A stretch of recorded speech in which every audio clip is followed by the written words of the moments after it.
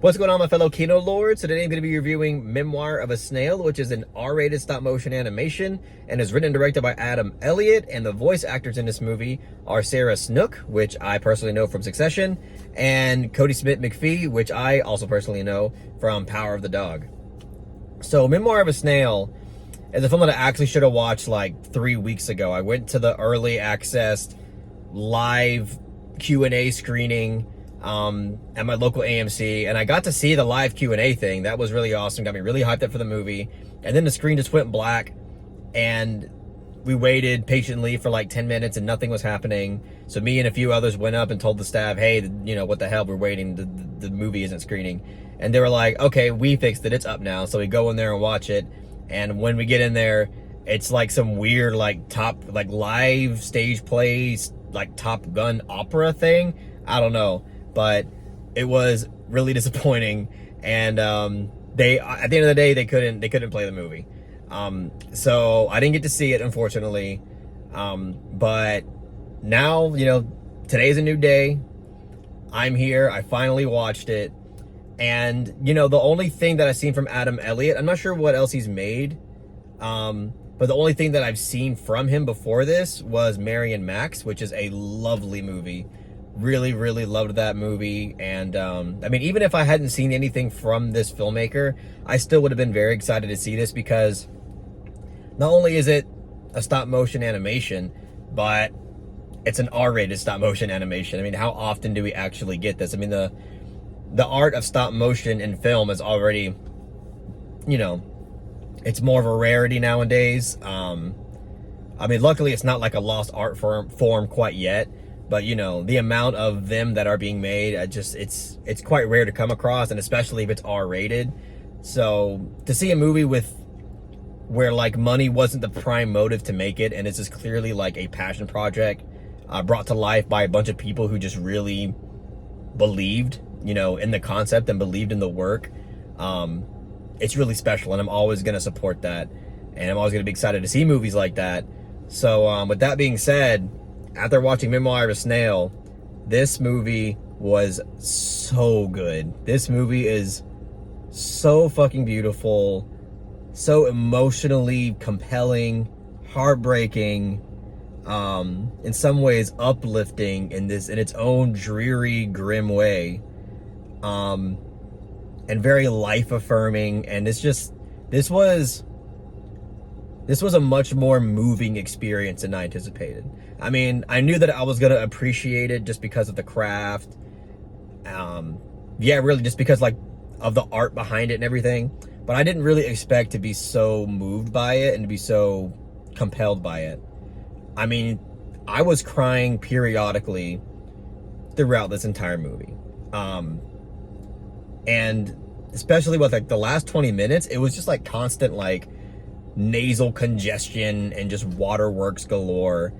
I was just a mess. I was a fucking mess emotionally, because it's just a very like mature and beautifully written film about heartbreak and loss, and you know, the kind of obstacles it is for an introverted person, especially considering the things that have happened around them, and just the struggle of trying to be like a functioning member of society. And it kind of does go to show that like and again, this is within the writing and the concept, and especially the way that everything's presented, like you just feel emotion just like drenched out throughout this entire movie.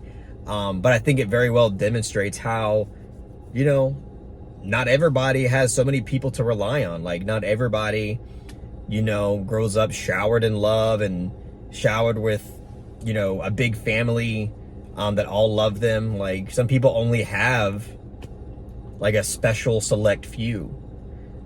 And throughout your life, when those people aren't necessarily in your life anymore, it can be an uphill battle. It can be a huge, just tragic uphill battle, and such a mental obstacle for people. And I think this movie very well presents that. And again, not only through the writing, but the characters that are so rich, but the direction as well, because the world that's crafted here is so like, it's just dripping with emotion.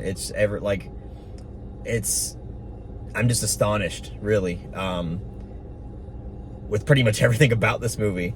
But yeah, like also through the direction, the craft of it, it's the aesthetic of this movie. It's an emotion, and it's a personality all on its own. But yeah, I think as I mentioned, like the characters in this movie are so rich. The main character, I think it's Grace, not entirely sure, and her brother Gilbert. I mean, what a wonderful pair of characters. And again, they're both they have such pungent personalities, and their character dynamic is just so effective. It's one of those things where they both kind of need each other, and they both kind of serve their own purpose for each other. This movie is coated in a lot of dark humor. And I think it uses a lot of that dark humor. I mean, obviously to kind of like, not to make it where it's not just tears the entire time, so where it's not always emotionally heavy.